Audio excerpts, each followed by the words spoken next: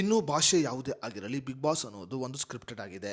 ಇನ್ನು big boss ಮನೆಯಲ್ಲಿ ಇರುವವರು ಬಿಗ್ ಬಾಸ್ನ ಕೈಗೊಂಬೆಗಳಾಗಿರುತ್ತಾರೆ. ಬಿಗ್ ಬಾಸ್ ಮನೆಯಲ್ಲಿ ಆಗುವುದನ್ನು ನೋಡಿದರೆ ಅದೊಂದು ಅಚಾನಕ್ ಅನಿಸುತ್ತದೆ. ಆದರೆ ಅದು ಸ್ಕ್ರಿಪ್ಟೆಡ್ ಎಂದು ಸಾಕಷ್ಟು ಜನರು ಮಾತನಾಡಿಕೊಳ್ಳುತ್ತಾರೆ. ಇನ್ನು ಬಿಗ್ ಬಾಸ್ ಮನೆಯಲ್ಲಿ ಆಗುವುದು ಎಲ್ಲವೂ ಸ್ಕ್ರಿಪ್ಟೆಡ್ ಆಗಿರುತ್ತದೆ. ಜನರನ್ನ ಮರಳು ಮಾಡಲು ಈ ಕೆಲಸವನ್ನ ಮಾಡಲಾಗುತ್ತದೆ ಮತ್ತು ಇದನ್ನ ಎಲ್ಲಿಯೂ ಕೂಡ ಹೇಳಬಾರದು ಎಂದು ಸ್ಪರ್ಧಿಗಳಿಗೆ ಷರತ್ತನ್ನ ಕೂಡ ಹಾಕಲಾಗುತ್ತದೆ ಎಂದು ಸಾಕಷ್ಟು ಜನರು ಪ್ರಶ್ನೆಯನ್ನ ಕೂಡ ಹೊರಹಾಕುತ್ತಿದ್ದಾರೆ. ಈ ನಡುವೆ ಬಿಗ್ ಬಾಸ್ನ ಮಾಜಿ ಸ್ಪರ್ಧಿಯಾಗಿರುವ ವರ್ತೂರ್ ಸಂತೋಷ್ ಅವರು ಬಿಗ್ ಬಾಸ್ನ ಇನ್ನೊಂದು ಕರಾಳ ಸತ್ಯವನ್ನ ಬಿಚ್ಚಿಟ್ಟಿದ್ದಾರೆ. ತಮಗೆ ತಿಳಿಯದೋ ಅಥವಾ ಅರಿವೇ ಇಲ್ಲದೆ ಈ ಮಾತನ್ನ ಹೇಳಿದ್ದು ಸದ್ಯ ವರ್ತೂರ್ ಸಂತೋಷ್ ಅವರ ಈ ಮಾತುಗಳು ಸಾಮಾಜಿಕ ಜಾಲತಾಣದಲ್ಲಿ ವೈರಲ್ ಆಗಿದೆ.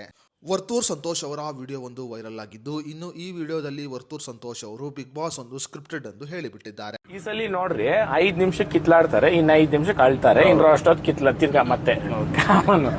ಆ ಕಾರಣಕ್ಕ ಸ್ಕ್ರಿಪ್ಟೆಡ್ ಆಗಿ ಮಾಡೋದು ಎವಿಡೆಂಟ್ ಆಗಿ ಕಾಣಿಸುತ್ತೆ ಕೆಲವೊಂದು.